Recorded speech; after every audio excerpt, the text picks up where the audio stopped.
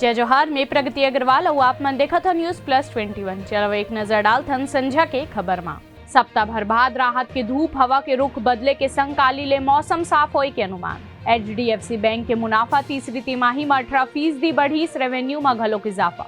सोनू सूद के बहन ला मोगा ले कांग्रेस के टिकट चन्नी कैबिनेट के सबो मंत्री मैदान में। मध्य प्रदेश में पतंग के डोर ले कटीस लड़की के गर्दन, दर्दनाक हादसा में मौत ले मची हड़कंप। झारखंड में फेल साबित हो थे मनरेगा योजना, 97% लोगन ला नहीं मिला थे 100 दिन के काम। विराट कोहली के गलती में फूटी सुनील गावस्कर के गुस्सा, कहिस पहले ही मान ले रही हार। मालेगांव धमाका में गवाह के पलटे ले नवा मोड़, महाराष्ट्र सरकार नियुक्त करी वकील।